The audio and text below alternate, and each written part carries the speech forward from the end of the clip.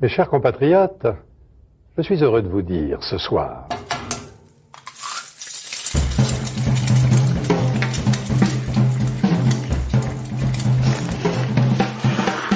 Bienvenue dans À Poil, le podcast qui met à nu les chefs. Je suis Julie Gerbet et dans cette deuxième saison, je vais continuer à passer à la poêle des chefs au masculin. C'est que je pense qu'aujourd'hui, on est dans une époque où les chefs doivent se réapproprier leur identité. Et au féminin. Je suis beaucoup plus créative avec un cadre que si on me dit tu fais tout ce que tu veux et t'as tout le champ des possibles devant toi. Des gros stocks. Il fallait que j'accepte de me mettre en danger à quelques moments de ma vie professionnelle. Des plus petites. C'est un peu l'angoisse du cuisinier aussi, c'est de montrer à nos anciens chefs ce qu'on est capable de faire. Des cuisiniers d'ailleurs. Donc la cuisine, c'est la possibilité de comprendre le monde et soi-même aussi. Et quelques entrepreneurs de la restauration qui marquent notre époque. Dans cet épisode, je suis extrêmement contente de recevoir Massimiliano Alajmo. Je pense qu'il ne faut pas oublier qu'une assiette commence à vivre quand il sort de la cuisine. Si on pense qu'une assiette c'est terminé, c'est la perfection et tout ça, on a perdu. La contextualisation et les services, l'entretenement et ce qu'on peut faire arriver aux clients sont des ingrédients très importants qui font part de l'hospitalité et de la cuisine. Pourquoi Massimiliano ? Parce qu'il y a 10 ans, lors d'un festival de gastronomie, je suis tombée sous le charme de ce chef italien. Au-delà du fait qu'il ait été à 28 ans, le plus jeune 3 étoiles au monde, sa vision poétique de la cuisine et sa passion pour la transformation de la matière captivent. Avec Massimiliano, nous avons parlé d'histoire, d'expression et d'eau. Bonne écoute! Bonjour Massimiliano. Bonjour, le Café Stern.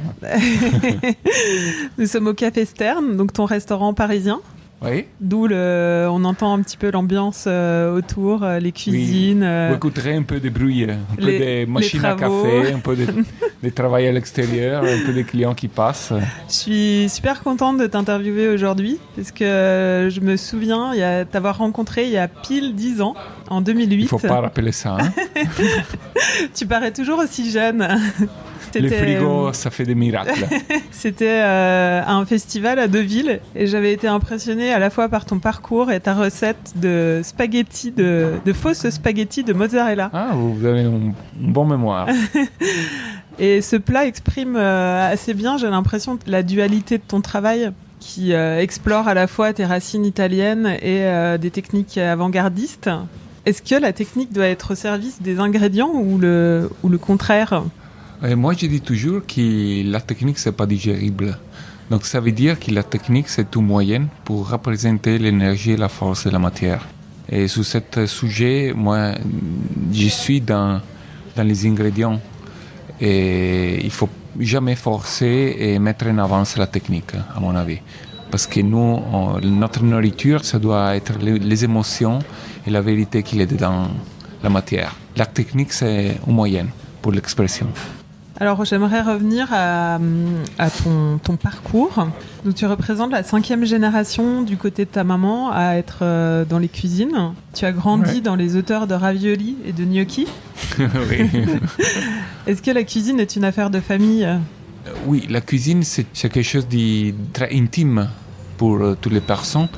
Quand la première goût que tout le monde a là, c'est le lait de la mer. Et je pense que la cuisine, le premier grand restaurant, c'est vraiment celui-là. C'est notre premier goût. C'est celle qui nous donne une texture surtout et qui nous rend tous liés dans le même goût. N'importe quelle religion, n'importe quelle race, n'importe quel sexe, on est toujours imprimé dans cette première forme de nourriture, qui c'est une forme de nourriture de protection, de relaxation. Est-ce que le fait d'avoir grandi dans le restaurant familial, c'est ça qui t'a donné envie de faire la cuisine ? Moi, j'ai commencé à 5 ans en jouant avec ma mère à une pâtisserie. Elle m'emmenait dehors de la cuisine pour jouer avec mes frères. Mais j'étais en train de jouer dans la cuisine. Donc, un certain niveau, elle a compris et m'a laissé jouer avec elle. C'était très amusant parce que j'étais un peu la mascotte de toute la brigade. Donc il y avait quelqu'un qui me faisait rouler les crêpes, et l'autre me faisait sauter la pâte, il me fermait dans le frigo. Et moi j'étais au milieu du frigo avec tous les froids et tous les ingrédients dedans. Donc c'était quelque chose de très stimulant et qui donnait beaucoup d'imagination à un enfant. Quand est venu le moment de se demander ce que tu allais faire comme métier, tu t'es pas posé la question, tu as foncé direct vers la cuisine? Oui, j'étais sûr de faire le cuisinier. J'avais envie d'avoir une veste et le pantalon à chef. Et moi, je jouais aussi un peu à basket. J'ai eu quelques moments où je ne savais pas quoi faire, mais à la fin, la cuisine, elle a pris le dessus. Elle a pris le dessus. Donc comment ça s'est passé? Tu as fait une école? J'ai fait une école hôtelière, oui. À quel âge? Non, j'ai commencé à 13 ans parce que j'ai commencé avant l'école. Et on est sorti de l'école et j'ai fait mon expérience, la dernière expérience chez Michel Guérard. Avant, j'ai fait Marveira, des brèves périodes. Et après, quand mon père il est venu me prendre, il m'a dit, bon, maintenant, il faut que tu prennes la cuisine. Et j'ai dit, mais non, c'est tôt. J'avais 19 ans et demi. Et il m'a dit, arrête, moi, à ton âge, à 20 ans, j'avais 60 employés sous de moi. Tu peux prendre 3 cuisiniers, 4 cuisiniers. Alors moi, j'ai dû faire ça. Et il s'est imposé, mais c'était bien. Il m'avait dit, il ne faut pas trop rouler parce qu'après, sinon, tu vas perdre ton identité. Ah, c'est pas mal ça. Ouais, justement, tu parlais de Marc Verrat, tu y es passé à 17 ans et après chez Michel Guérard. Quels souvenirs gardes-tu de tes expériences dans les restaurants français? Des très belles expériences complètement différentes. Marc, c'est un homme de grande sensibilité, de grandes forces gustatives, instinctives. Et il m'a imprimé une force visuelle dans la cuisine. Il a nous permis de comprendre que la cuisine, ça peut être vraiment une expression. Et Michel Guérard, c'est une roi dans la cuisine, c'est l'élégance, c'est les grands classiques, mais avec des grandes innovations aussi. C'est un peu plus caché, mais c'est vraiment un innovateur. Donc c'était un peu le mélange entre la réflexion et les synthèses, si vous voulez, et qui nous ont permis d'avoir une coupe d'œil sur la cuisine française. Et c'était contaminant, c'était une contamination surtout l'intellectuel intérieur. Voilà. Est-ce que tu te souviens quel chef tu admirais à cette époque? Moi, j'admirais les chefs où j'ai travaillé et je l'admire toujours. Mais il y a beaucoup de chefs aussi. Vous parlez en France? Vous parlez... Partout. Enfin, est-ce que tu te souviens Je me souviens les premières grandes expériences que j'ai eues en Italie, chez Gualtiero Marchesi. J'avais 16 ans et je me souviens de toutes les assiettes que j'ai mangées. J'étais à Milan, c'était incroyable. Des assiettes qui, si je les mange aujourd'hui, sont toujours... actuel, oui, innovateur. Donc, oui, mais après, Aimo Moroni, à Milan toujours, mais beaucoup de chefs, beaucoup vraiment. À l'étranger, j'étais toujours touché par les expressions des chefs différentes, avec aussi des philosophies pas comparables. Parce que je pense que la cuisine, c'est la possibilité de respirer, de lire les personnes, la matière entre visuels différentes. C'est en 94 que ton père t'a rappelé? Et moi, j'avais 19 ans et demi, donc ouais. Ouais. Donc toi, tu as pris la direction de la cuisine et ton frère aîné, Raphaël, a pris la direction générale? Oui, dans cette période, il était concentré sur la salle et la cave. Mm-hmm. Et là, on a commencé un grand boulot ensemble. Il était toujours à la recherche de monter. On a fait le premier voyage en France. Et moi, j'avais 16 ans. On a fait un voyage incroyable. Et 3 jours, on a dépensé tout l'argent qu'on avait. Et on a fait les premières étapes. C'était au Bourréziel, à Strasbourg. Après, on a fait Paul Bocuse. Et après, on a fait les Ritz Espadon, toujours ici à Paris. 3 jours. En 3 jours, on a dépensé tous nos... Mais c'était le plus grand investissement de notre vie, parce que là, on a vraiment compris quoi faire. Et il y a un souvenir merveilleux de Paul, Raphaël, il a dit, mon frère, il est là, et j'étais vraiment tout jeune. Il a dit, il étudie à l'école hôtelière, et alors... Paul, il m'a dit, viens avec moi. Et il m'a emmené en cuisine. Moi et lui dans le frigo fermé. Tu imagines?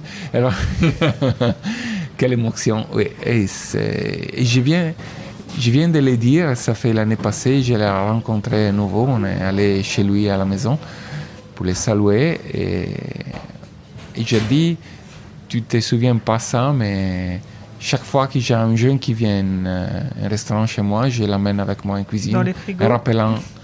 Pas un frigo, parce que maintenant on n'a plus de vaisselle. Mais quand même, on se souvient de ce geste de grande humilité qu'il a fait. Et qu'il a ouvert les portes et la compréhension aussi des autres choses. C'est pas seulement le saveur. Et qu'est-ce que vous vous êtes dit avec ton frère quand vous avez repris le restaurant, qui avait une étoile Il avait une étoile, oui. On était concentrés de faire un parcours parce que dans cette année en Italie c'était pas évident et il n'y avait pas il y avait des grands restaurants mais pas comme aujourd'hui, donc il faudrait comprendre quelle rue faire et prendre des décisions. Quelles ambitions vous aviez?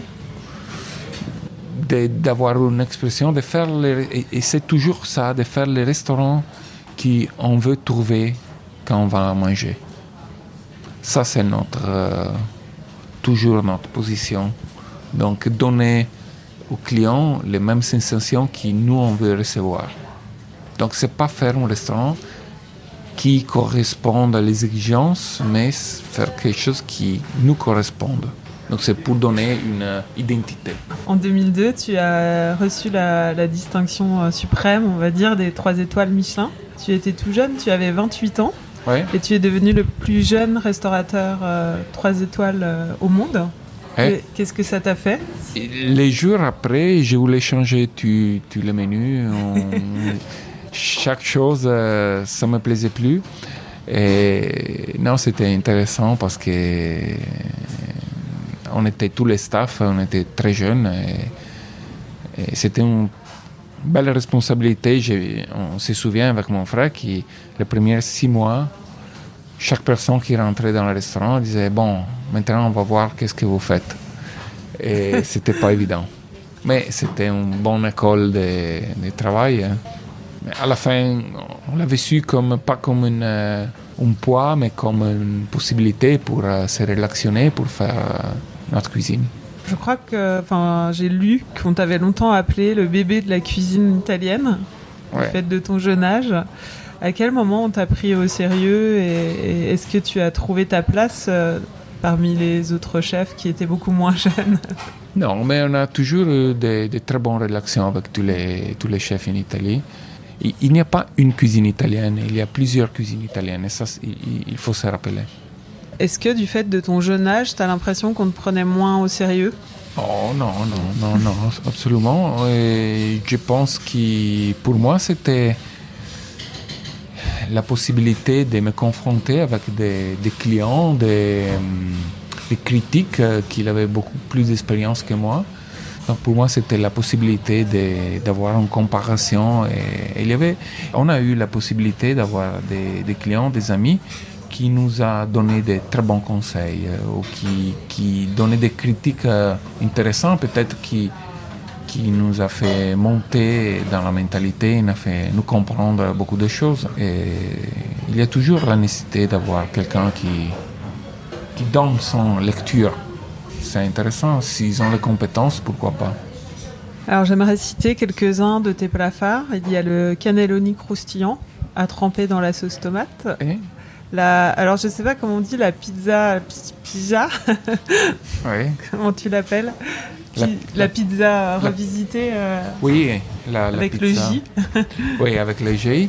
C'est une étude sérieuse autour de la pizza. On a analysé un peu tous les concepts des procès et de production d'une pizza. Qu'est-ce qu'on peut améliorer pour soutenir la légèreté et la digéribilité et mettre en évidence les ingrédients. Et sur ça, on a travaillé beaucoup. Et ça a été perçu par certains Italiens comme de la provocation. Ouais, quand on l'a présenté dans les premiers congrès Identità Golose, quelqu'un il était un peu énervé, mais non, mais c'est normal. Et c'est bon, c'est normal, mais ça, c'était pas pour dire que la pizza napolitaine, c'était pas bon. Absolument. C'est vraiment le respect sur ça qui nous a permis de faire une interprétation. C'est juste ça. La cuisine, il faut qu'il ait des visions différentes. Il faut pour donner valeur à une chose, il faut aussi regarder d'un autre côté. Mais est-ce que tu aimes provoquer et surprendre avec ta cuisine? Non. Non. Non, c'est pas nécessaire. La provocation, s'il y a un jeu, et pour raconter des histoires très importantes, oui, la provocation, ça peut arriver, mais provocation pour provoquer, c'est pas notre style. Qu'est-ce qui guide ta cuisine? Je peux dire que j'aime regarder les yeux de mes clients et j'aime que quand ils sortent avec les souris. Ça, c'est un peu notre recherche. Les éblouir. Oui, il faut qu'ils vivent l'atmosphère. C'est pas seulement les saveurs, le goût, mais c'est l'ambiance, l'énergie, et la beauté, la recherche de la beauté, de la vraie beauté. Et qu'est-ce que représente la cuisine pour toi? La cuisine, c'est une forme d'expression, c'est une forme d'introspective. Donc, je dis toujours à mes clients, le résultat d'une bonne cuisine, c'est aussi la relation des œufs avec l'assiette et la relation avec les autres dans la table. Donc, la convivialité, le partage. Ralentir, c'est très important pour comprendre. Donc, la cuisine, c'est la possibilité de comprendre le monde et soi-même aussi.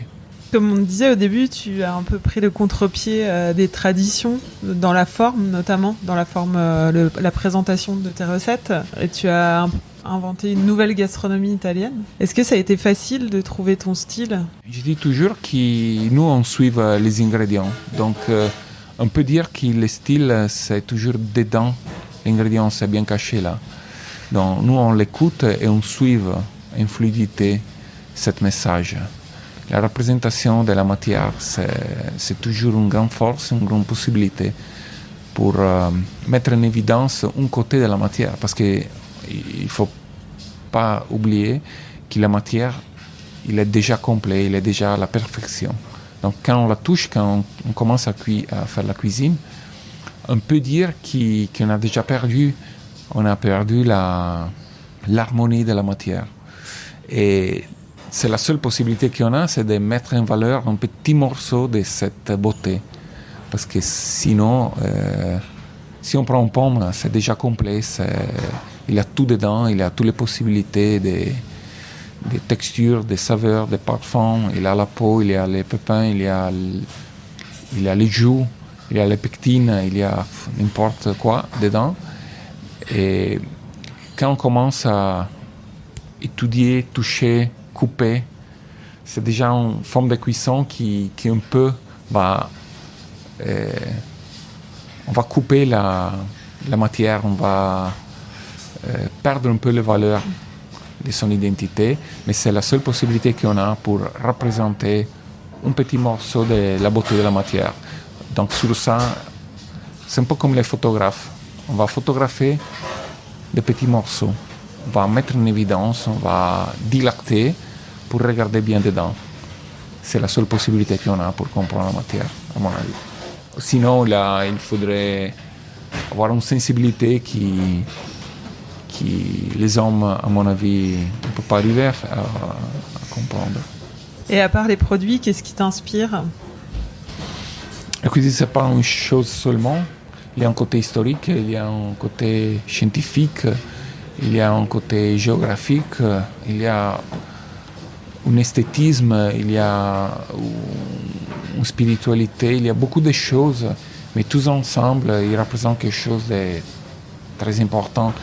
Et à mon avis, la matière, c'est un réflexe microscopique d'un univers beaucoup plus grand qu'il est dessus, qui nous veut raconter quelque chose. Est-ce que tu as la création facile? Les plats, ils te viennent vraiment facilement? Mais les mots création, je pense qu'ils n'appartiennent pas aux hommes. Je pense que la matière se représente bien quand on a une bonne intention de l'écouter. Faut être ouvert. Ouais. J'ai lu que l'eau était primordiale dans ta cuisine. Oui. Et on a fait beaucoup de recherches autour de la liquidité, la profondeur et la légèreté. Et tout ça sont concentrés dans un mot que nous on appelle la fluidité. Donc c'est un peu comme se laisser nager dans un parcours qui l'eau fait nous suivre. Vous savez, l'eau, c'est pas contenible. Elle n'a pas une forme, mais elle va toujours où il y a la route.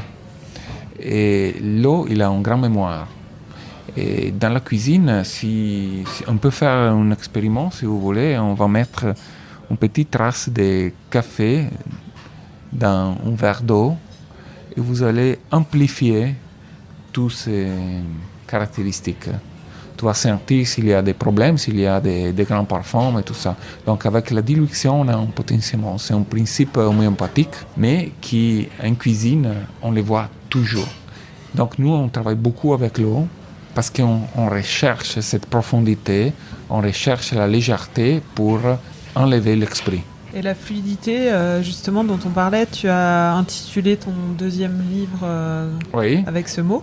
Oui, et on a fait une chose très intéressante, qui c'est une représentation photographe réelle avec de l'eau. Donc on a fait avec Sergio Coimbra une set photographe avec l'eau et on mouvait l'eau dessus de l'assiette et on a fait plusieurs photos sur chaque assiette pour voir comme l'eau dessinait l'assiette aussi.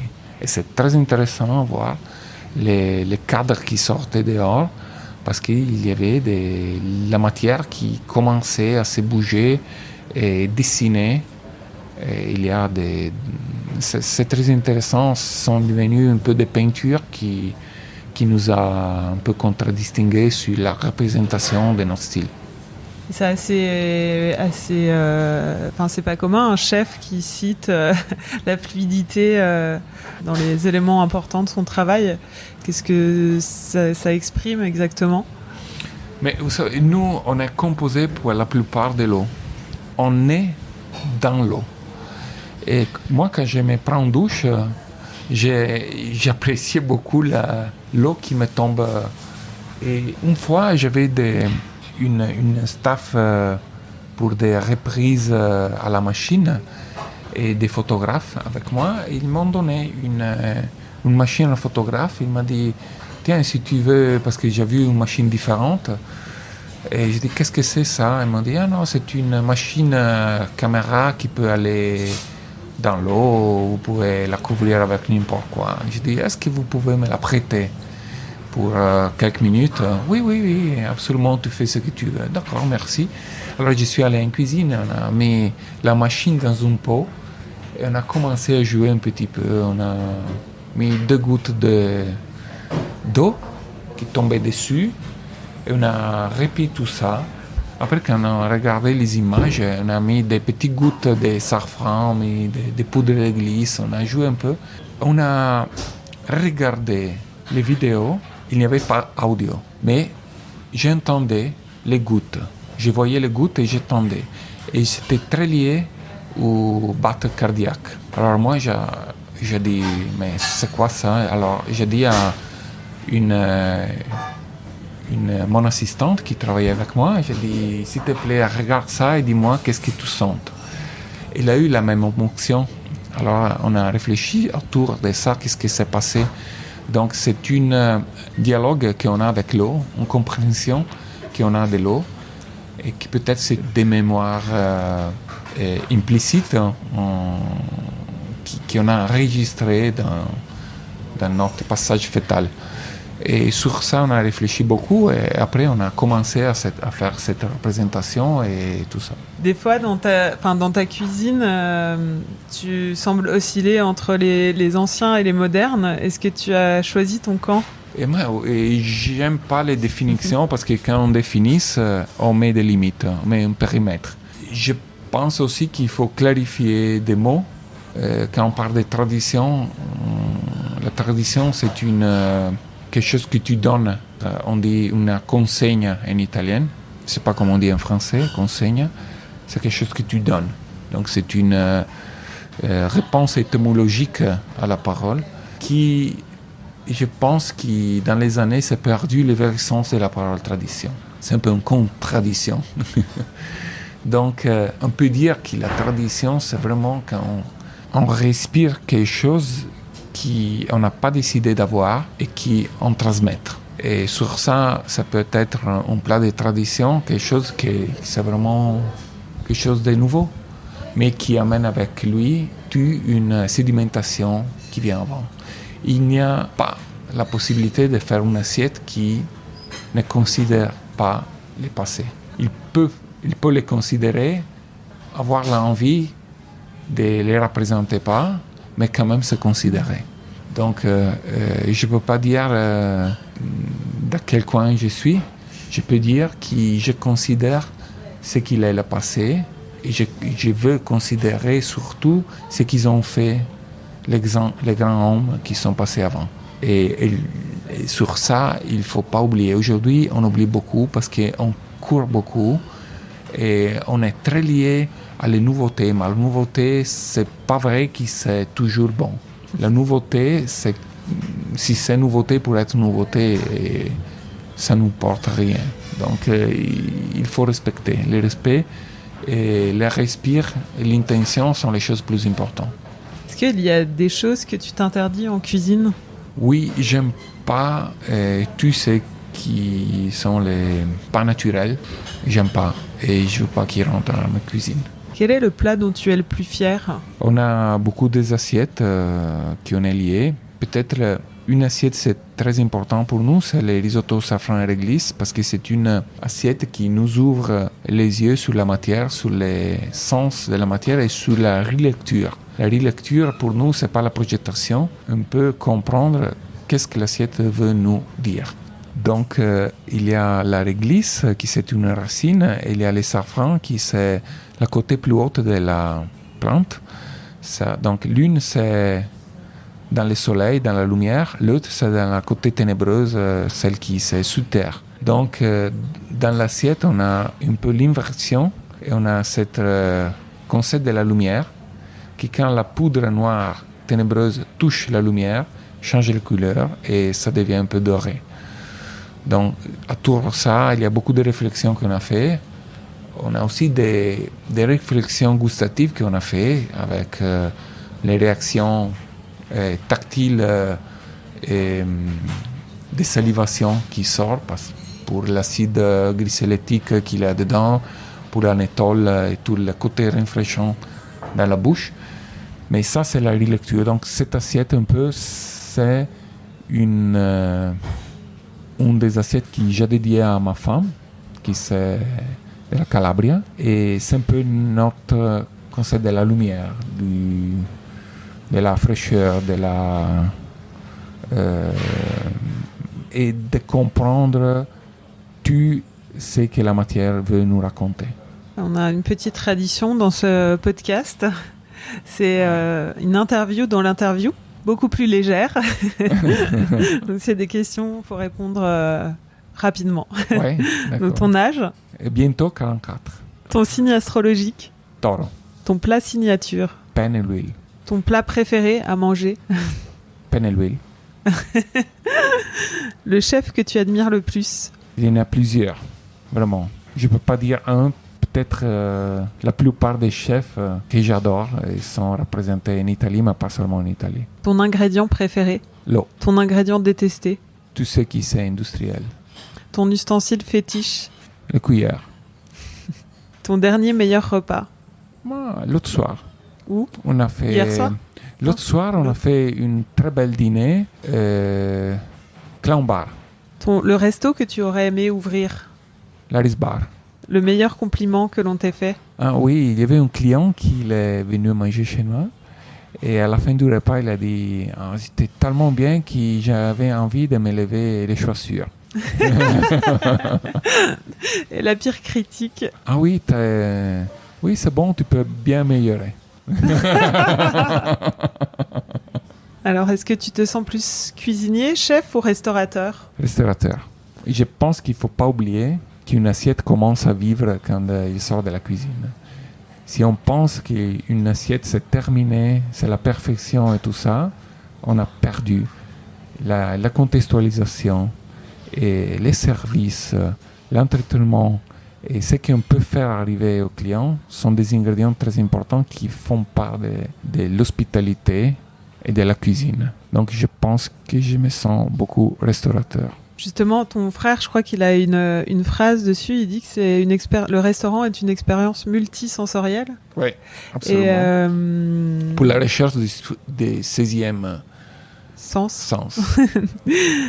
Et à quel pourcentage tu estimes que la cuisine compte dans ton restaurant? Notre restaurant, elle travaille sur l'hospitalité. Donc, il vient chez moi pour manger, ça c'est sûr. Donc, la cuisine, c'est très important.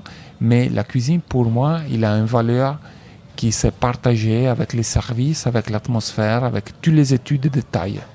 Surtout que vous avez... Les détails, ça veut dire les parfums, ça veut dire la température, ça veut dire les matériels de la table, les touches, la divise des salles, les souris des clients aussi. Et donc, c'est vraiment... Tout est très important.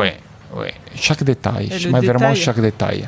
Le détail est presque... Enfin, il compte. Les détails sont quelque chose où on travaille chaque jour, on est toujours arrière, parce que les détails sont vraiment beaucoup. Mais l'intention, c'est la chose plus importante. Quand est-ce que tu t'es senti chef pour la première fois? J'ai pas encore entendu cette force. non, vraiment. Hein. Tu te sens pas chef? Des fois cuisinier. Ouais. Je me sens des fois cuisinier, ouais. Quand tu es dans ta cuisine, au Calandre, avec toute ton équipe? Avec mon équipe, c'est une grande équipe et j'adore travailler avec eux. Et j'aime avoir une atmosphère très jouante, très, très frais, très légère. Et je pense que ça, on le transmet. J'allais te demander quel genre de chef tu es. Il ne faut pas être un chef criant, il ne faut pas être très dur. Pour moi, il faut donner aux autres la possibilité d'être soi-même. Donc oui, s'il y a des choses qui ne marchent pas, il faut les dire, mais il faut faire comprendre pourquoi. Il faut donner une vision. À quoi ressemblent tes journées aujourd'hui? Est-ce que tu cuisines, tu touches des casseroles tous les jours? Oui, absolument. C'est important. J'ai besoin de sentir la matière, d'écouter, de toucher, de goûter. Oui. Mais je respecte aussi les chefs qui ne touchent pas la casserole, mais qui pensent à la cuisine. Chacun il a son méthode. Est-ce que tu as besoin de te sentir bien pour cuisiner? Oui. Pour faire la cuisine, il faut, à mon avis, il faut rechercher un peu de tranquillité. Il faut chercher un pensier libre. Est-ce que tu sens les jours où tu es moins en forme, oui, de mauvaise humeur? Ouais, ça influe, oui. Ça passe et là, il faut se concentrer pour chercher de trouver la juste énergie. Et surtout, on a la possibilité de s'appuyer aux autres. Ça, c'est très important. Au Calandre et dans tous vos autres restaurants, vous travaillez en famille? Oui, c'est une famille élargie. On a plus de 200 employés, donc c'est une belle famille.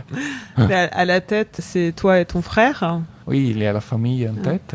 C'est comment de travailler en famille? C'est magnifique. Mon frère, c'est l'administrateur. Et on travaille très bien ensemble. Il y a ma sœur aussi, mon père, ma mère.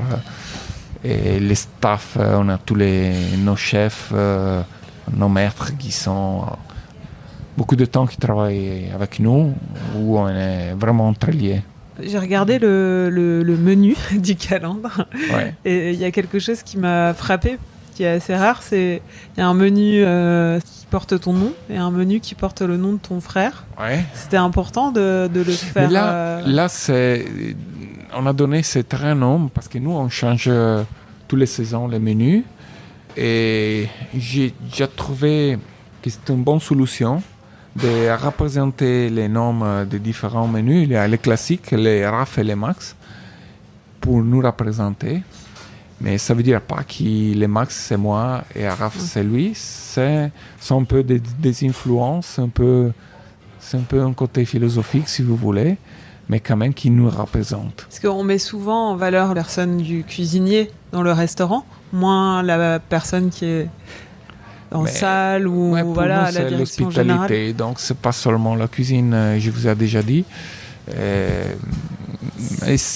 Et aussi Raphaël, il est quelqu'un qui donne aussi à la cuisine. C'est pas qui nous on est fermé dans chaque barrière. On a toujours des très bons échanges. Ce menu, c'est une façon aussi de mettre en avant l'autre partie, votre association. Oui, notre association, nos goûts. Par exemple, on va des sortir dans les nouvelles quadrilles à Venise. Une menu qui c'est un peu les rapprots de Raphaël à la table. Et lui, il aime manger avec beaucoup des assiettes devant et toucher un peu tous. Et il a toujours un peu les limites du temps parce qu'il n'a pas beaucoup de temps. Il doit travailler, regarder, peut-être confronter avec des autres personnes qui ont différents goûts. Donc, il aime faire ça dans la table. Et on a étudié un menu qui s'appelle les 4 atti, comme dans les théâtres. Et où on a chaque acte sont les hors d'œuvre, sont les premiers plats, les plats de consistance et les desserts. Et chaque étape sont la représentation des 4-5 petites assiettes qui vont dans la table. Donc ça, c'est par exemple un menu qu'on a dédié à lui, comme son style de vivre la table en cette période. Vous êtes à la tête d'un empire aujourd'hui. Il y a donc le Calandre à Padoue, il Calandrino, le Café Quadri à Venise sur la place Saint-Marc, la Montecchia oui. à Meaux à Venise dans l'ancienne poste, une entreprise de catering, une boutique d'ingrédients, le Café Stern à Paris où l'on est aujourd'hui. Est-ce que c'était une nécessité économique ou un plaisir, une envie de se... Non, si c'était une nécessité économique, on avait fait des autres choix parce que chaque restaurant qu'on a fait, c'est vraiment une expression différente. Et notre focus, c'est pour donner une visuel italienne, de cuisine italienne, qui a un style, une identité et qui prend les rapports dans l'ambiance où il est. Et notre centre de recherche, c'est toujours Calandre, Padoue, qui nous permet de penser tous les menus, toutes les propositions aussi des pâtisseries, et avec une philosophie. Donc cette déclination, c'est la possibilité aussi pour nous de ne pas faire seulement les restaurants gastro-Calandre, mais de penser à des autres endroits avec des autres formules. Par exemple, nous permet de faire des propositions dans la pâtisserie, le café du matin avec un croissant à l'huile d'olive ou quelque chose de très léger qui rentre dans la philosophie avec des très grands ingrédients, avec beaucoup de goût. Et c'est la possibilité de donner à quelqu'un de dépenser 4 euros, 5 euros et avoir une petite expérience chez nous. Donc c'est ça un peu. Donc tu as 3 étoiles. Le restaurant est classé parmi les meilleures tables du monde. Est-ce que tu crois au prix et au classement? Est-ce que c'est important, ça apporte une visibilité mondiale? Oui, vous savez, tu sais c'est un peu le classement. Aujourd'hui, c'est la possibilité de donner une vision, surtout à l'étranger, mais on cherche toujours de penser à ce qu'on fait, pas lié vraiment au classement, mais faire toujours notre vision. Oui, c'est notre vision. Donc, rechercher de faire ce qu'on veut faire vraiment. Et pas suivant les tendances, mais faire ce qu'on veut faire. Et regarder comme ça passe, si le message ça passe ou pas. Après, le classement, c'est quelque chose qu'on ne peut pas contrôler. Donc, on respecte, mais chacun, il fait son boulot. Voilà. Et c'est important, la visibilité mondiale, pour faire venir... Mais bien sûr, c'est très important. Et c'est la possibilité d'arriver à quelqu'un qui peut-être c'est loin, qui ne connaît pas. Et donc, c'est ça qui... C'est pas évident. Hein. On n'aurait pas la possibilité d'arriver de l'autre côté du monde pour avoir des clients extraordinaires comme il arrive aujourd'hui. Surtout que vous êtes situé dans un coin oui, pas toujours sexy. Oui, c'est pas Paris. Hein, non, vous êtes dans la banlieue, on va dire, de Padoue. Oui, c'est tout à côté de Padoue, mais c'est pas Paris, c'est pas Venise. Faut venir. Et là, on joue vraiment le contraste. Là, moi, j'adore ça parce que c'est vraiment le contraste. Vous avez jamais été tenté de déménager? On l'avait pensé, mais après, on a réfléchi beaucoup et on a décidé de rester là-bas parce que là, il y a nos racines. Là, il y avait les grands-parents qui travaillaient et c'est un peu quelque chose de famille qu'il faut garder et protéger. Avant-dernière question. Qu'est-ce qui te fait courir aujourd'hui? On a toujours soif de comprendre et connaître le monde et nous-mêmes. Donc c'est toujours ça qui nous fait courir. Donc l'interview touche à sa fin. Il est bientôt midi et on a faim. Ouais. Est-ce que tu as une recette à nous donner, une recette vraiment simple qu'on pourrait faire à la maison, que tu fais à tes enfants, à tes filles? Ouais. Alors je vous propose quelque chose de très compliqué, mais compliqué dans l'esprit de le faire. Et c'est ce que je vous ai dit en avant, donc le pain et l'huile d'olive. Mm-hmm. Ben, ici à Paris, c'est très facile parce qu'on trouve de très bons pains. Un pain au levain, un peu intégral, donc complet. Des grands formats, parce que les petits formats n'ont pas le même goût, c'est un peu comme le champagne, il faut qu'il développe son parfum, ses saveurs dans la quantité. Donc si vous avez un pain de 3 kilos, c'est mieux. Il faut une huile d'olive, je préfère les siciliennes dans cette période. Il faut avoir une table en bois, une très belle compagnie. Se laver très bien les mains, couper les pains à la main, les partager en regardant entre les yeux et boire un bon coupe de vin. Merci Massimiliano. Merci à vous. Pour goûter ce qu'il a dans la poêle, rendez-vous au Calandre à Padoue, son vaisseau amiral, au Café Stern dans le Passage des Panoramas à Paris, au Café Quadri à Venise ou dans un de ses autres établissements dont vous trouverez l'adresse sur son site alagemo.it. Cet épisode a été réalisé par Laurie Martinez, musique par Santiago Walsh. Vous pouvez retrouver tous les épisodes d'Apoil sur iTunes et sur n'importe quelle application podcast de votre smartphone, sur le site apoil-lepodcast.com et nous suivre sur les réseaux sociaux. Si vous vous êtes régalé, n'hésitez pas à nous décerner beaucoup d'étoiles, comme un certain guide gastronomique.